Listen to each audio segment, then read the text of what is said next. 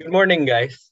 Have you ever had a hard time focusing in civics education class or just felt like sleeping? Well, we as a group have the solution for you guys. So today we're going to talk about the benefits of having a good night's sleep and why you need it every day and why is it very important for your daily activities. We as a group are going to combine our collective experience of how we sleep and how it affect our university life and other research that we have delved into. So today in our group, we have Felix and Dylan and me, myself, Axel. We are gonna present about what sleep is, why sleep, and everything along the lines of sleeping. So for the next minute, we're gonna describe why is it important, and we're gonna go deeper. So first of all, I'm gonna explain why sleep is important. So actually, I'm gonna explain how does sleep work. Okay, sleep works because our we feel sleepy because our bodies are equipped with photosensitive receptors that respond to light and darkness. So when the day gets dark, we feel sleepy because our body tells us you should sleep, and our circadian rhythm dictates our energy level throughout the day. So when your circadian rhythm is telling you you should sleep, maybe it's time for you to sleep. Sleep wake homeostasis is the body's self-regulating system to control the need of sleep. So again and again, I'm telling you guys that your body is gonna tell you when to sleep. So let's continue of why. So sleep itself is divided into 4 stages. First stage, we call it as NREM alpha. Second stage, NREM theta. Third stage, NREM delta, or we call it as deep sleep. And finally, REM. So why does this EEG recording affect our sleep? And what is it? Okay, so an NREM delta, we or what it's known as deep sleep, we get our memories, our long-term memories stored, and our body starts their regenerative process. So can we continue to the next slide? Yep. So again, delta waves creates regenerative properties that helps us go through every day with new cells, new potential, new energy. And second of all, why do we need sleep?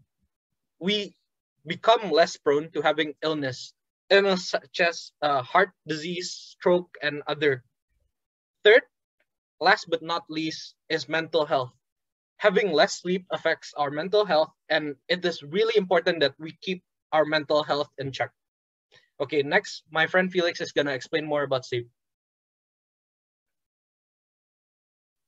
Okay, on to the next topic is about sleep recommendations. Okay, there are various sleep recommendations for all of the range of ages. You need to find which suit you the most. According to the National Sleep Foundation, they advise that healthy adults need between 7 to 9 hours sleep per night. Babies, young children, and teenagers need even more sleep than that. And people over 65 years old should get 7 to 8 hours sleep per night. Okay, so I got this image from the Sleep Foundation. It's regarding the recommended hours of sleep. So for me, I'm considered as young adult because I'm age 18 years old this year. So I need to get between 7 to 9 hours sleep per night. Okay, knowing your general sleep recommendations is the first step. Next, you should do a self-reflection or your individual reflection on how much sleep you need based on factors such as your activities level and your overall health.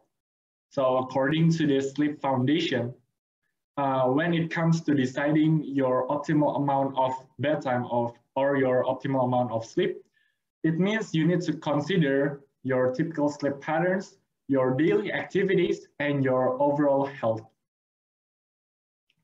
There are some questions that could help assess your individual sleep needs. First is about your typical sleep pattern. Are you happy on 7 hours of sleep? Or do you need even more sleep than that to get into a higher gear?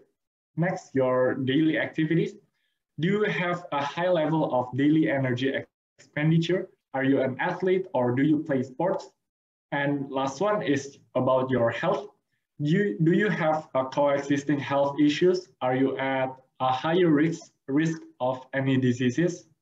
Okay, so start with the recommended sleep recommendations, mentioned sleep recommendations, then answer these questions to help assesses your individual sleep needs uh, so you get your optimal amount of sleep. Okay. After you have determined your optimal amount of bedtime, now you need to make your new bedtime your new habit. You can start by making your sleep not a necessity, but you want to. Therefore, you need to improve your sleep hygiene or your sleep quality by first practicing a relaxing pre-bed routine, half an hour or more before you're going to bed. You can do a meditation, drinking a hot chocolate before you're going to bed, or listen to relaxing music. Next, the second one, choosing a comfortable and suitable mattress or sleeping equipment such as pillows and beddings is very important. And the most and the last most important part is to disconnect your electronic devices such as your mobile phones, your tablets, and your laptops half an hour or more before you're going to bed. Okay, getting sleep is important, but remember, it's not always about your sleep quantity, but your sleep quality matters too. Next, Dylan is going to present on what effect that lack of sleep can do to your body. Okay. Hello, everyone. My name is Dylan, and today we're going to start by I'm going to start by explaining the effects of lack of sleep to our body. So, first of all, the effect of lack of sleep can make you sick and can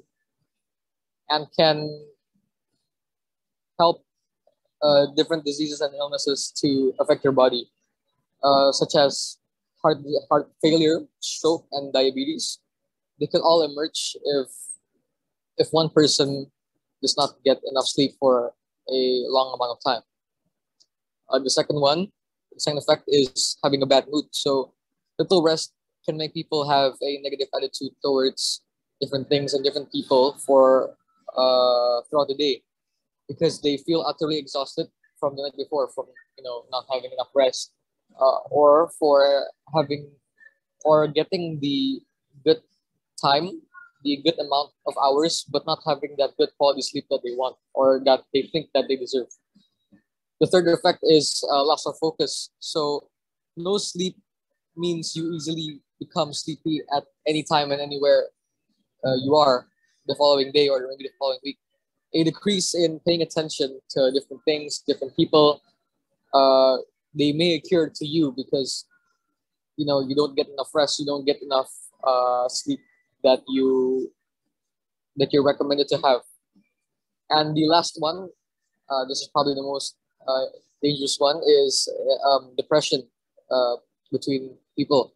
So one analysis of 21 different studies actually states that people with insomnia, which is the condition of not getting enough sleep, they have twofold risk to develop depression compared to other people with no insomnia or people that can easily sleep every night. Next.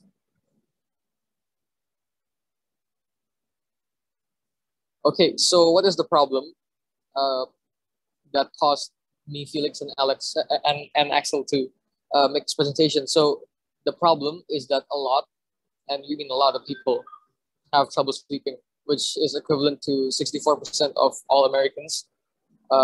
They have trouble sleeping at night.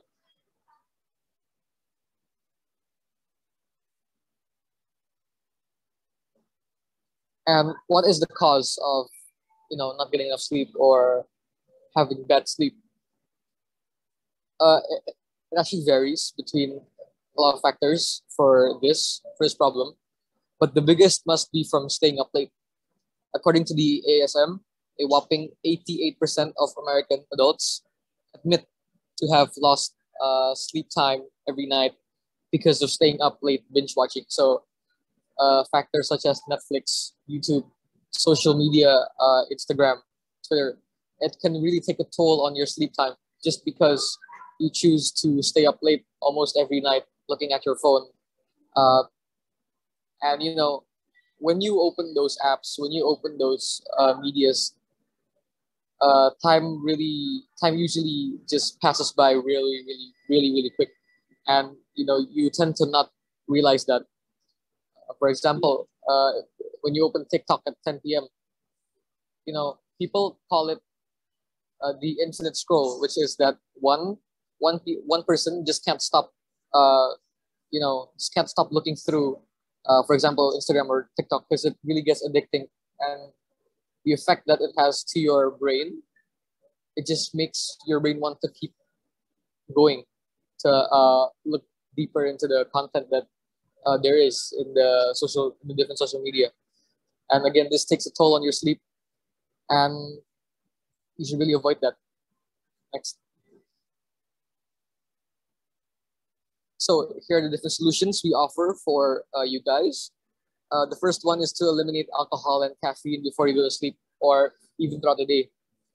These two bad things can decrease your power to sleep for up to 24 hours. So we do not want that if we're talking about wanting to have enough sleep every night. The second one is to exercise regularly. So you can start by doing light sports, or just a light jog, because exercising regularly can help your body want to sleep more or crave more sleep at nighttime. The third one is to get rid of your stress and worries before you go to bed. So do not shut the lights and roll into bed before you think about tomorrow's problems or tomorrow's busyness ahead of you. So you should really solve everything the day before, so that when you want to go to sleep, your mind is clear, your head is clear from everything that you need to do tomorrow. The fourth one is to improve your sleep environment, just like what Felix said. You should, adjust the lighting, adjust the mattress or the blanket that you're using for you to sleep, adjust the temperature of the AC or the fan, and honestly, just the vibe of your whole bedroom to really get that good quality sleep that you really need. And the fifth one is to limit naps. Do not take naps throughout the day if you want to have a good sleep at nighttime, because napping in the morning or throughout the day, it charges your body up more, making you staying up at nighttime. And the last one is probably what Felix said, just to plug off your electronics and to leave them unattended for when you want to go to sleep. And that is it from us. Thank you for your time. And we are open to different questions that you have for our topic. Thank you.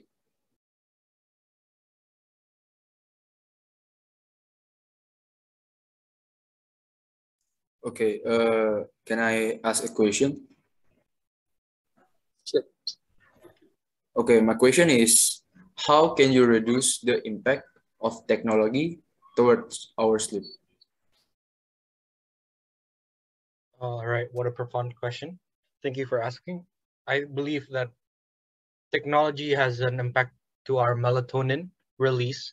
Melatonin causes us to feel sleepy, and there are certain technologies or gadgets that you can use, such as blue light glasses, anti-blue light glasses. It could reduce the amount of blue light you consume through your eyes, hence reducing the effects of screens towards you.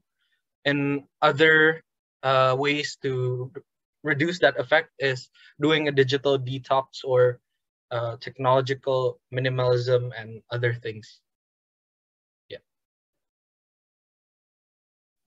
Okay, next I want to add on Axel's answer.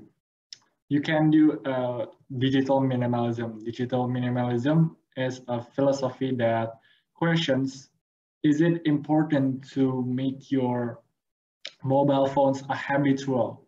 Okay, technology is technology use should be intentional, not habitual. You don't need to check your Instagram likes every second or your Facebook followers every second. You can just put your phone down half an hour or more before you're going to bed. Thank you. Any more questions from the others? Excuse me, I have a question. So you're talking about waking up early. So may I ask what are the benefits of waking up early?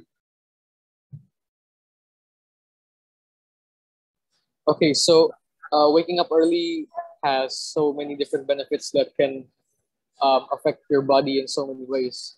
So we can look at these from, again, many different perspectives, and I'm going to show to you the different benefits one by one. So the first perspective, if you want to look at this problem or the solution, is that when you wake up early, you have more time to actually do your daily activities throughout the day. For example, the difference between waking up at 6 a.m. and waking up at 1 p.m. Is very, very different, because at 6, you could take a walk at the park with your grandparents, or you could have breakfast with the family. You can exercise first. So basically, you have more time to do your activities and to complete your agenda throughout the day. In comparison, if you wake up at 1 p.m., in case in that time you don't have enough time, to eat breakfast or to hang out with the family, because you have your other plans or you have your other goals to achieve throughout the day. The second perspective is from your mental health. So if you wake up early, you will feel more proud of your body. You will feel more satisfied with your sleep, in a way, because people actually become really happy when they wake up early, because they share that sense of, again, proudness from themselves, because they could wake up early and get on their day in a good and light manner. So that is it from the two perspectives. And the third one is, of course, your physical health. Your body will feel more fresh and just healthy when you wake up early, instead of you waking up, at afternoon or even at evening. So it takes a toll on your whole build of your body. Maybe Axel and Felix want to add to my answer. Okay, adding to Dylan's answer, a 2008 study found that college students who were self-proclaimed as morning people earned a full grade point than those who stayed up late. So sleeping poorly is related to worsened your cognitive skill. Okay, thank you. So it's more about time, inner and mental health and physical health. Okay, thanks. Thank you so much. Is there any more questions? I have a question about sleep deprivation. What are the warning signs of sleep deprivation? Can you explain? Thank you. Okay, thank you for the questions, Brigitte.